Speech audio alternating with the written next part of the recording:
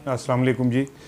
देखिए, आज बिलावल भुट्टो ज़रदारी साहब ने लाहौर में एक प्रेस कॉन्फ्रेंस की और उसमें उन्होंने कहा कि जो पीटीआई की हुकूमत है वो आसिफ ज़रदारी साहब को कत्ल करना चाहती है। अब ये बहुत बड़ा एक संगीन इल्ज़ाम है कि पीटीआई की हुकूमत आसिफ अली ज़रदारी को कत्ल करना चाहती है, तो क्यों कत्ल करना चाहती है और क्या ये मुमकिन है कि आसिफ अली ज़रदारी को कत्ल किया जा सके।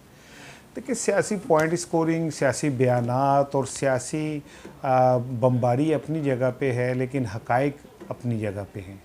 ये पाकिस्तान है और ये एक ऐसा मुल्क है जहाँ में कमज़ोर आदमी के ऊपर ताज़ीर लगती है, कमज़ोर आदमी पे जुर्माने होते हैं, सज़ाएँ होती हैं, और जो ताकतवर आदमी होता है वो तमाम तर चीज़ें करने के बावजूद हंसता वसता गश्ता वजता पाकिस्तान से बाहर चला जाता है। पाकिस्तान की हिस्ट्री उठा के देख लें, मियाँ नवाज शरीफ साहब के ऊपर इल्ज़ाम लगा कि वो सादिक और अमीन नहीं है, और उसके बाद उन पर तरह तरह के इल्ज़ाम लगे, लेकिन आज वो लंदन में बैठे हुए, और बहुत सारे लोग इसी तरह हैं। हम इतने कमज़ोर लोग हैं कि हम लंदन से ना नवाज शरीफ को ला सकते हैं, ना अल्ताफ़ हुसैन को ला सकते हैं, और हम इतने कमज़ोर लोग हैं कि यहाँ से जो लोग जाके भाग जाते हैं और वो अमेरिका में जाके बैठ जाते हैं, हम नहीं ला सकते, लेकिन वो इतने ताकतवर हैं कि वो हमारी बेटी को यहाँ से उठा के ले जाते हैं। खैर, इस पे बाद में करूँगा। मैं आपसे बात करना चाह रहा था कि क्या आसिफ अली ज़रदारी को कत्ल किया जा सकता है।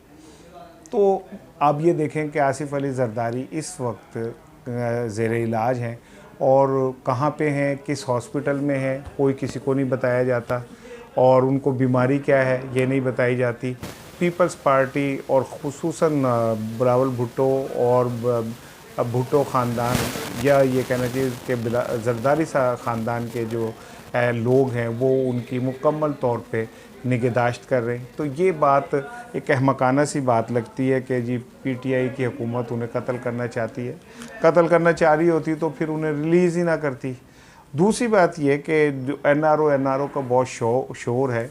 मैं ना मुझे बड़ा जो बिलावल भुट्टो हैं उनसे एक जिसे कहना चाहिए मोहब्बत भी है, और मैं इसलिए कि बिलावल के ख़ानदान ने जमहूरियत के लिए बहुत कुर्बानियाँ दी। जुल्फ़िकार अली भुट्टो साहब को कत्ल किया गया, मोहतरमा बेनज़ीर भुट्टो को शहीद किया गया, अब उन मुर्तज़ा भुट्टो को शहीद किया गया, फिर उसके बाद शाहनवाज़ को शहीद किया गया। तो उनका ये खौफ अपनी जगह बजा है, लेकिन अफसोसनाक बात यह है कि जब पीपल्स पार्टी की 5 साल हुकूमत रही तो पीपल्स पार्टी अपने पूरा ज़ोर लगाने के बावजूद मोहतरमा बेनज़ीर भुट्टो के कातलों का पता नहीं कर सकी, ना ही कातलों का पता कर सकी। सज़ा तो देना दूर की बात है, कातलों का पता नहीं हो सका। फिर अक़वाम मुत्तहिदा की टीम आई और उसने आके यहाँ पे तफ्तीश की, लेकिन उसकी रिपोर्ट भी आज तक फाइनल अब पब्लिक नहीं की गई। फिर मोहतरमा बेनज़ीर भुट्टो शहीद के जो इर्द गिर्द लोग थे, जो आई विटनेस थे, उन्हें एक एक करके मारा गया। उस इंस्पेक्टर को मारा गया, फिर उसके बाद खालिद शहनशाह को मारा गया, और बहुत सारे लोगों को मारा गया। वो किन हालात में मारा गया और आज तक ये नहीं पता चल सका। पीपल्स पार्टी ने अपने दौर में कभी ये नहीं बताया कि उन्हें कैसे मारा गया, जबकि वो पुलिस की कस्टडी में थे, और पुलिस कस्टडी के अंदर कैसे आके लोगों ने उनको मार दिया, ये एक बड़ी मिस्ट्री है।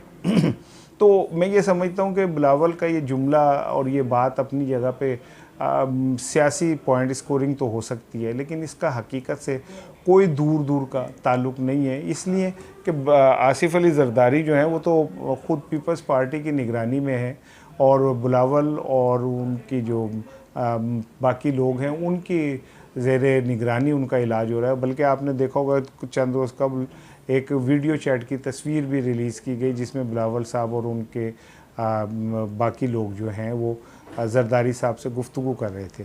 तो मेरा ख़्याल है कि बिलावल भुट्टो साहब को इस तरह की बातें नहीं करनी चाहिए, क्योंकि इसमें कोई शक नहीं कि वो एक अच्छे इमर्जिंग पॉलिटिशियन है, और उन्होंने साबित किया है मुख्तलिफ़ मौक़ों के ऊपर कि उन्होंने ज़्यादा सियासी मैच्योरिटी का मुज़ाहरा किया है। लेकिन इस तरह के बयानात ज़रा इमेच्योरिटी के ज़ुमरे में आ जाते हैं, और इल्ज़ाम बराए इल्ज़ाम से मैं नहीं समझता कि पाकिस्तानी सियासत में कुछ निकल सकता है। आप दलील से बात करें, और मेरा ख़्याल है उनके जो अतालीक हैं जो उन्हें सिखा रहे हैं वो उन्हें ये बात नहीं बता पा रहे कि दलील मजबूत हो तो लहजा ऊँचा करने की ज़रूरत नहीं होती, दलील का मजबूत होना ज़रूरी है। बिलावल साहब भेजा जब वो चीखते हैं, ऊंची आवाज़ में करते हैं, तो उससे उनकी बात में वज़न पैदा नहीं होता।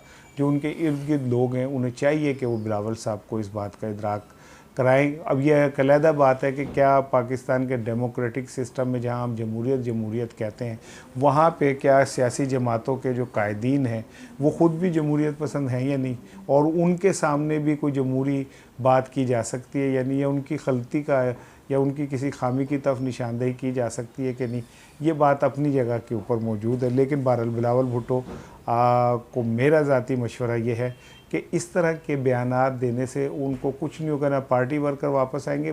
आसिफ अली ज़रदारी से पार्टी वर्कर को कोई हमदर्दी और मोहब्बत नहीं है। इसका जो आप नमूना और मुलाहिज़ा आप कर चुके हैं पिछले इंतखाबात में, कि लोगों ने कहा कि पहले तो पीपल्स पार्टी का टिकट लेने से इनकार कर दिया, और जिन लोगों ने टिकट लिया उन्होंने इस शर्त पर टिकट लिया कि वो अपनी इलेक्शन कैंपेन पे आसिफ अली ज़रदारी की तस्वीर नहीं लगाएंगे।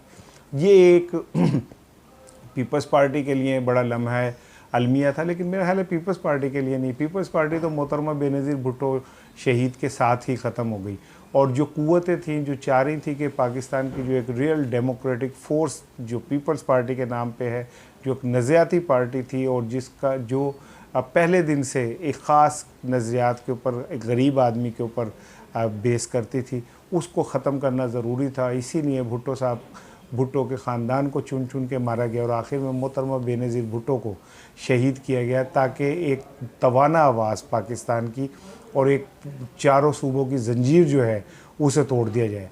मोहतरमा की शहादत के बाद आपने देखा कि पाकिस्तान में कोई एक लीडर ऐसा नहीं है जो विफाक की नुमाइंदगी कर सके। इमरान खान में किसी हद तक ये मौजूद है टैलेंट, लेकिन वो अभी तक अपने दशनाम तराजी और इल्ज़ामात और इससे बाहर नहीं आ रहे। पाकिस्तान को एक ज़रूरत है एक ऐसे सियासतदान की जो फेडरेशन का सियासतदान हो, जो पूरी चारों सूबों के अंदर को मुत्तहिद रखने की उसमें सलाहियत हो।